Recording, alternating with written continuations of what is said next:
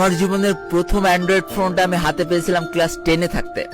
আব্বু 3000 টাকা দিয়েছিল, আম্মু কিছু টাকা দিয়েছিল, ভাইয়া কিছু টাকা দিয়েছিল, আর আমার কিছু জমানো টাকা ছিল, সব মিলে 6000 টাকা হয়েছিল।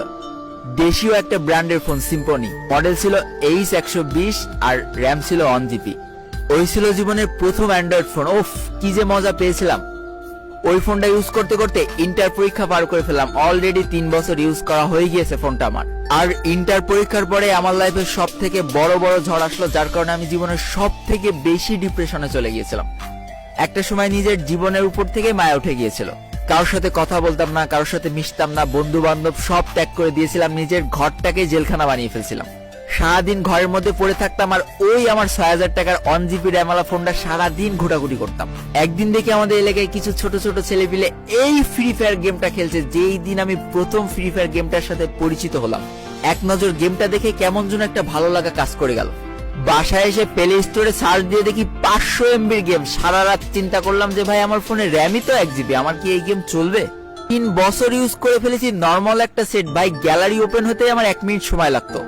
চিন্তা করতেছি গেমটা ইনস্টল দিয়ে যদি ফোনটা নষ্ট হয়ে যায়, আমার বাসা থেকে তো জীবনেও ফোন কিনে দেবে না। তারপর অনেক চিন্তা ভাবনা করার পর তারপরের দিন সকালে প্রথম আমার ফোনে ইনস্টল দিয়ে ফেললাম ফ্রি ফায়ার গেম। বিশ্বাস করো, ওই গেমের উপরে যখন ক্লিক করলাম তখন আমার ফোন 4-5 বার খালি অটো রিস্টার্ট নিচ্ছিল। ব্যাটারিটা খুলে আবার লাগালাম। অবশেষে গেমের ভিতরে ঢুকে দেখি ভালোই খেলা যাচ্ছে, খারাপ না। ঘরের দরজা জানলা লাগাই দিয়ে আমি সারা রাত খেলতাম। আমার মনে আছে আমি একদম সারা রাত খেলতাম ক্লাসিক।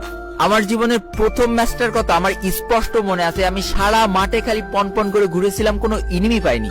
লাস্ট মোমেন্টে দেখি সামনে গোলাগুলি হচ্ছে, আমি ভয়তে উল্টো দৌড় দিয়েছিলাম জোনের ভিতরে।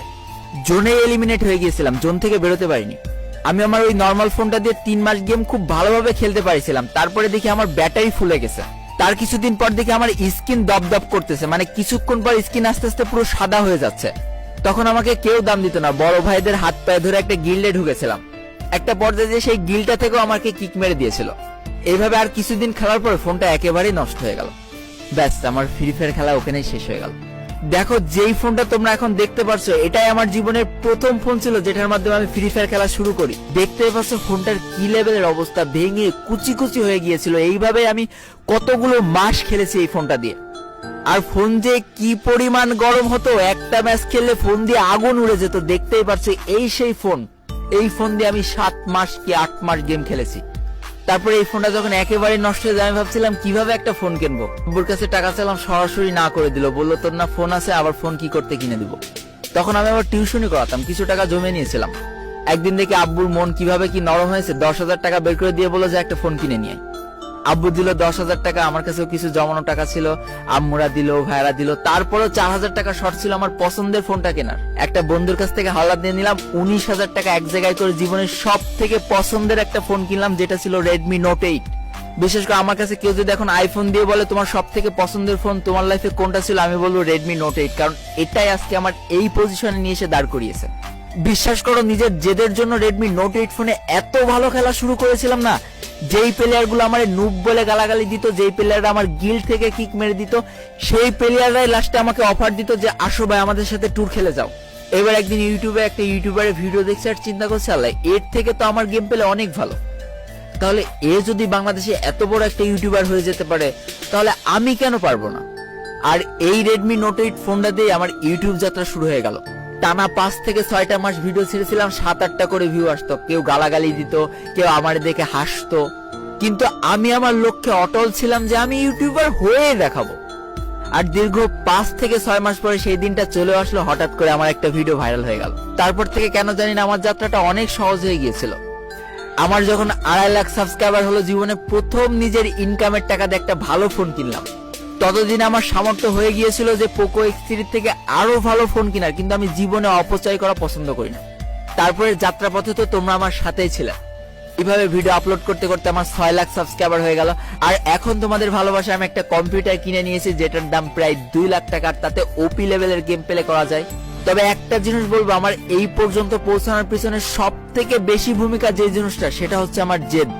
আমার ইউটিউব ক্যারিয়ারে প্রত্যেকটা পর্যায়ে পর্যায়ে আমার জেদ কাজ করেছে। একটা সেকেন্ডে সেকেন্ডে আমার নিজের প্রতি আস্থা ছিল যে ওই মানুষগুলো যদি পারে তাহলে আমি কেন পারবো না।